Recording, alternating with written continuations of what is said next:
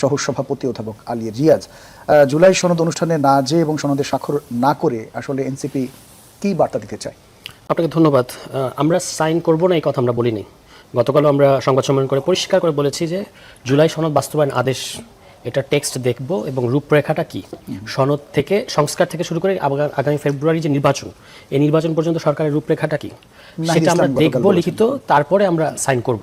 ঠিক আছে, কারণ আদারওয়াইজ এটা একটা নিষ্প্রাণ আনুষ্ঠানিকতা হবে এবং শুধু আনুষ্ঠানিকতায় অসুবিধা ছিল না, ফিতা কাটার মতো তো অনেক ব্যাপার ঘটে, কিন্তু প্রতারণা করা হয়েছে ইতিপূর্বে ঘোষণাপত্রের সময়ও। একরকম টেক্সট দেখানো হয়েছে, আরেক রকম টেক্সট পাঠ করা হয়েছে, রাতের অন্ধকারে এগুলো চেঞ্জ করে ফেলা হয়েছে, অনেকগুলো ব্যাপার ঘটেছে। এখন ধরেন আমরা সমস্ত রাজনৈতিক দল লম্বা সময় এই কমিশনে বসে ঠিক করলাম যে রূপরেখাটা কি। রূপরেখা কিন্তু সেটেলড, যে জুলাই সনদ আদেশ হবে, তারপরে গণভোট হবে, তারপরে আপনার আগামী নির্বাচনে যারা যে সরকারটা বা যে পার্লামেন্ট হবে তারা কিছু সময়ের জন্য দ্বৈত ভূমিকা থাকবে, তাদের একটা কনস্টিটিউয়েন্ট পাওয়ার দেওয়া হবে, কারণ সংবিধানে মৌলিক পরিবর্তন করতে হবে। এটা পুরো জাতি দেখেছে, আপনারা দেখেছেন, এটা সেটেলড ইস্যু এবং এটা সবাই একমত হয়েছে। তাহলে আপনি এটা অঙ্গীকারনামায় লিখবেন না কেন?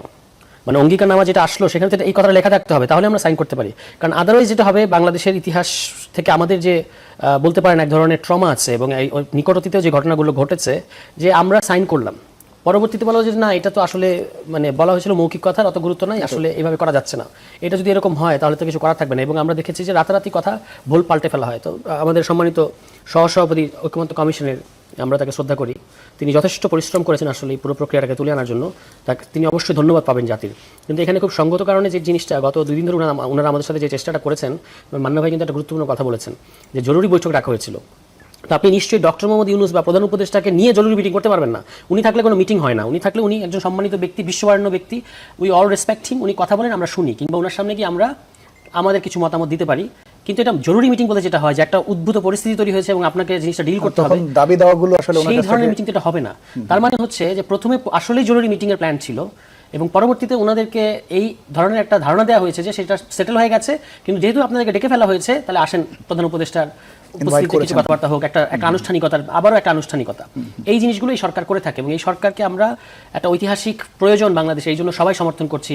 এবং আপনি দেখেন মান্না ভাইয়ের মতো সিনিয়র পলিটিশিয়ানও কিন্তু বললেন যে আমাদেরকেও সামনে ভাবতে হবে কীভাবে কী করবো। মানে এই সময়টার জন্য এই সরকারই একমাত্র ব্যাপার না, আমাদেরও ভূমিকা আছে বা আমাদেরও ইয়ে আছে। এখন আজকে যেটা এই যে এনসিপি করেছে এই কাজটা, যেমন এরকম একটা ইমপ্রেশন দেওয়ার চেষ্টা করা হয়েছে, আপনি দেখতে পেয়েছেন যে এখানে শহীদ মুগ্ধর বাবা ছিলেন, অন্যান্য শহীদের বাবা ছিলেন, এটার সাথে আমাদের কোনো ন্যূনতম সম্পর্ক নাই। আমরা যাই নাই, বাস যাই নাই। কেন যাই না আমরা সেটা বলেছি, কারণ এটা ওই জিনিসটা নিশ্চিত না হওয়া পর্যন্ত আমরা সাইন করবো না।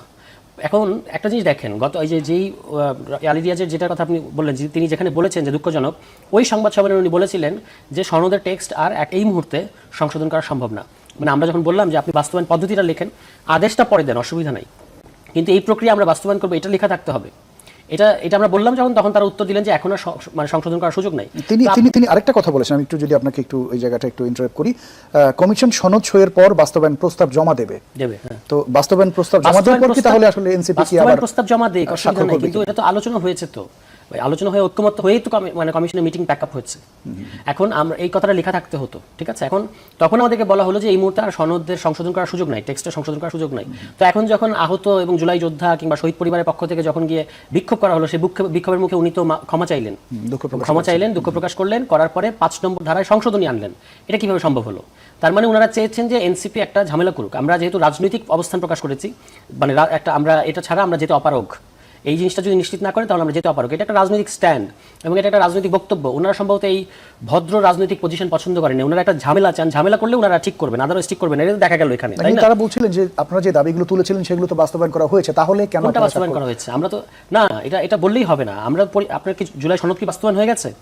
জুলাই সনদ বাস্তবায়ন হয় নাই। আমরা বলেছি যে আপনি কিভাবে বাস্তবায়ন, কথাটা খুব সিম্পল, কিভাবে বাস্তবায়ন করবেন, যেটা আপনি সারা জাতিকে সাক্ষী রেখে একমত হয়েছে সকল রাজনৈতিক দল, এই কথাটা লেখা থাকবে না কেন? লেখা না থাকার মধ্যেই তো একটা সমস্যা আছে, মানে পরবর্তীতে এটা বাস্তবায়ন ওই পদ্ধতিতে না যাওয়ার।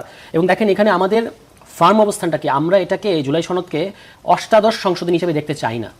বাংলাদেশে 17টা সংশোধনী হয়েছে, এটাকে আমরা 18 নম্বর সংশোধনী হিসেবে দেখতে চাই না। কারণ সংশোধনী মানেই হচ্ছে 72-এর সংবিধানের বেসিক স্ট্রাকচারটা অক্ষুণ্ণ থাকছে।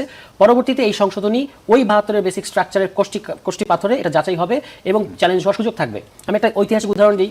জিয়াউর রহমান সাহেব ক্ষমতায় আসলেন, আসার পরে তিনি প্রোক্লেমেশন অর্ডার দিয়ে অনেকগুলো সংবিধান পরিবর্তন করেছেন। উনি কিন্তু পঞ্চম সংশোধনীর মধ্য দিয়ে সংবিধান পরিবর্তন করেন নাই, সংবিধান পরিবর্তন আগেই করেছেন। যে সংবিধান পরিবর্তনগুলো তিনি আগে করেছেন সেগুলো তিনি পরবর্তীতে পঞ্চম সংশোধনীতে এসে জাস্ট কনস্টিটিউশনালাইজ করেছেন। এবং আজকে দেখেন এটা সীমাবদ্ধতা কোথায়, উনি ওই প্রোক্লেমেশন অর্ডার তারপর গণভোট ইত্যাদি করার পর এটাকে যখন আবার সংশোধনীর ছোট খোপের মধ্যে ভরেছেন, তার পরিণতি হচ্ছে আওয়ামী লীগ সরকার এসে পঞ্চম সংশোধনীকে বাতিল করে দিয়েছে। আজকে পর্যন্ত পঞ্চম সংশোধনীর মানে স্ট্যাটাস হচ্ছে এটা অবৈধ।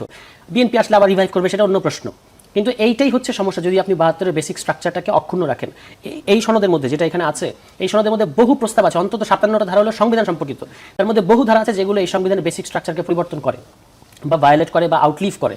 সেটাকে আপনি সংশোধনী খোপের মধ্যে ঢোকালে আবারও কিন্তু একই জিনিস হবে, মানে কখনো না কখনো।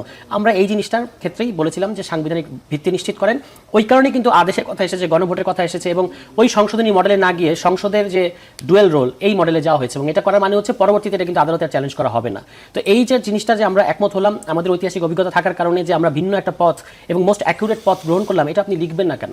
এটা না লেখার মানেই হচ্ছে এটা পরবর্তী পার্লামেন্টের কাছে আপনি নেওয়ার চেষ্টা করবেন। সেক্ষেত্রে আপনাদের এখন নতুন পদক্ষেপ? অবশ্যই আমরা সাইন করবো। আমরা আনুষ্ঠানিকতায় যোগ দিইনি, কারণ এই নিষ্প্রাণ আনুষ্ঠানিকতায় যোগ দেওয়াটা আমরা মনে করি না যে এটা কোনো, যদি কোনো কাজে না আসে তাহলে কোনো প্রয়োজন আছে।